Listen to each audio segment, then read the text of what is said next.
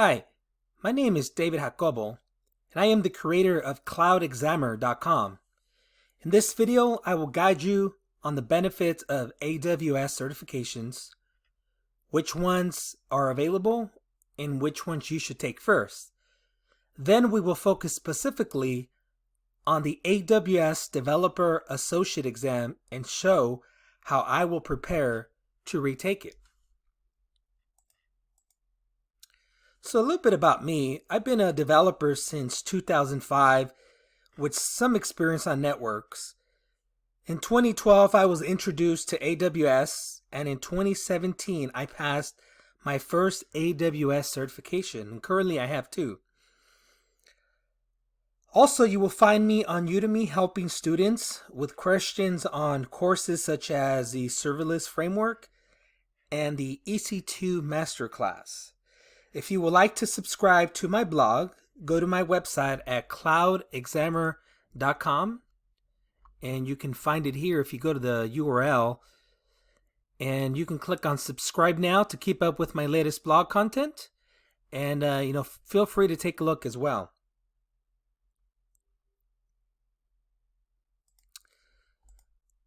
So why get certified? AWS skills are in high demand. If you have a LinkedIn account and you have your settings turned on as a job seeker, you will stand out and you will get plenty of messages. So not only do you have job opportunities that are available to you more than those that perhaps do not have certifications and perhaps that do not have AWS experience. But some of the other benefits of getting certified is expanding your knowledge of other AWS services. It also demonstrates a commitment to the profession.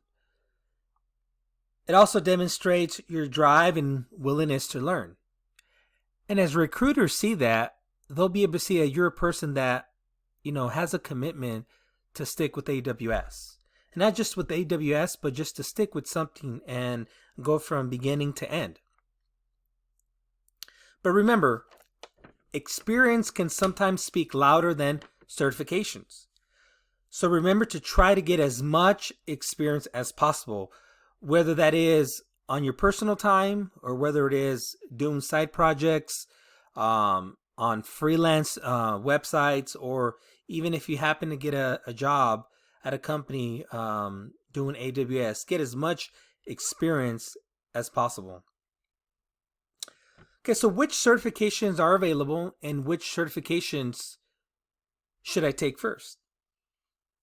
Well, that's a good question. Let's look at briefly some of the certifications that are available for AWS. If we start from the bottom tier is the foundational certification, and there's one called the AWS Cloud Practitioner. And according to AWS, it is recommended to have at least 6 months of fundamental knowledge. So if you're a manager or a sales personnel, or you're not doing any IT work, but you want to get in those meetings and have conversations with IT professionals, and you want to understand the concepts, that way you can explain to customers or to speak to the IT department, then that would be a good certification to get started with. Now for myself, since I have IT experience, I started out with the associate certifications, which is the next tier up, and it is recommended to have at least 1 year of experience. Now, if you don't have 1 year of industry experience, don't worry. Try to get as much experience as possible. So go ahead and go to the website and create you a free account and start playing with the services. Look at some of the labs that are available free from AWS and try to learn as much as possible. And the next tier up is the professional tier, which it's recommended to have at least 2 years of experience. And that's something to keep in mind, that as you keep going up, the certifications get a little bit more difficult. Now with the associate, like I said, I started out with the associate tier, and the first one I took was the Solutions Architect exam. And then after that one, I took the Developer Associate exam. And one of the things I found is that whatever I learned from the Solutions Architect exam, some of the experience there overlapped with the developer exam. So I was able to carry that knowledge over, and it really helped me to take the other certifications. So that's just something to keep in mind here. Okay, so we're going to focus on the Developer Associate exam. And the reason why we're going to focus on that is because I've already taken the developer exam already in 2018, and it's about to expire next year in 2021. So what I wanted to do is guide you through the steps I'm taking to get prepared for this certification, and hopefully it'll help somebody else. And you may not be taking the developer associate exam. You may be taking the solutions architect exam, but just the approach that I'm taking may help you out. So first of all, I want to know what the requirements are. What's going to be in the exam? What am I going to be tested on? Number two is I want to look at some sample questions. I want to get familiar with some of the questions that are going to be asked. And that way, if I don't know a lot of those answers, then that's an indication that, I need to look at some of these other areas that I thought I knew, but I did not know. I also can look at some study tips on the AWS website. And also the exam guide is a good area to look at as well. The exam guide will give you a little bit more details as to what you're going to be tested in. So then once you get all that information, make a plan. Come up with a plan, prepare, and as you prepare, you have a better idea of when to take your exam. So let's click on the requirements link.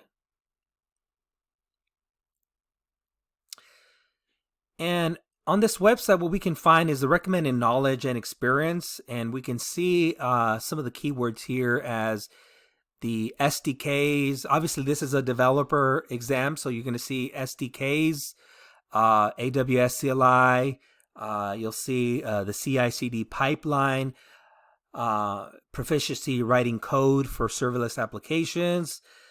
So it kind of gives us an idea of what's going to be covered in the exam. But if we want to get a little bit more details of the exam, let's click on the exam guide.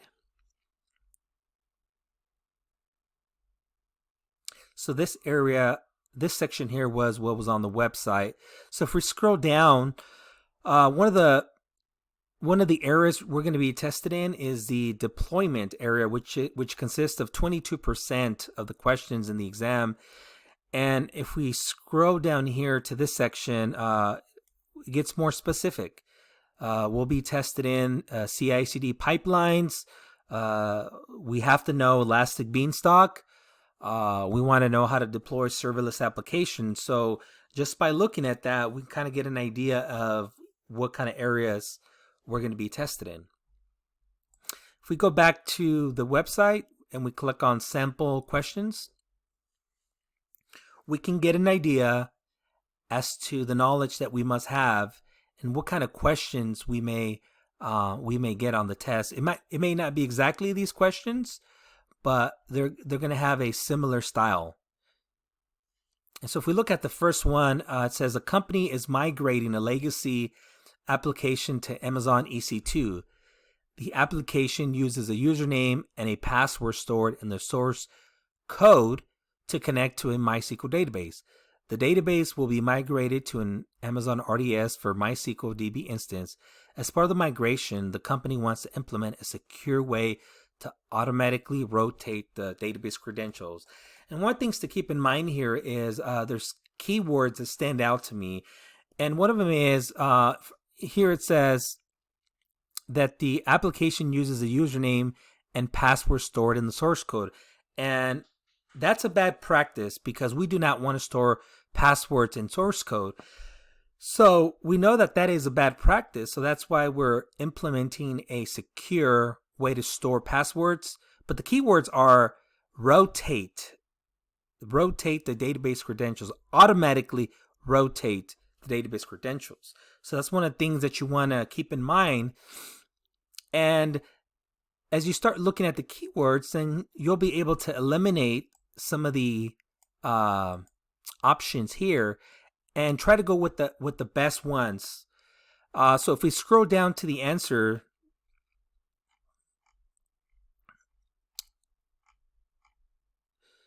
it says that the answer to automatically rotate credentials is AWS Secrets Manager. So as we can see, some of these sample questions kind of gives us a taste of what's going to be covered, and it also helps you assess your knowledge. So those are some good resources to keep in mind. Okay, so now that we got an idea of what's going to be covered in the Developer Associate Exam, what the approach that I'm going to take, my plan is to focus on a domain at a time. So the first domain we saw was the deployment domain, and I want to focus on that first, and I want to do some videos moving forward on the deployment domain. So if you haven't subscribed to my channel, please subscribe, and I'll be putting out more videos on the deployment phase. And what I did first was I found a white paper, an AWS white paper that talked about deployment options. And this is what I have on the screen here on number 2, number 3. So I'm going to go through some of these different services and be able to use my AWS account to get some hands-on experience. So once again, subscribe to my channel, and I'll be putting out more content. Thank you.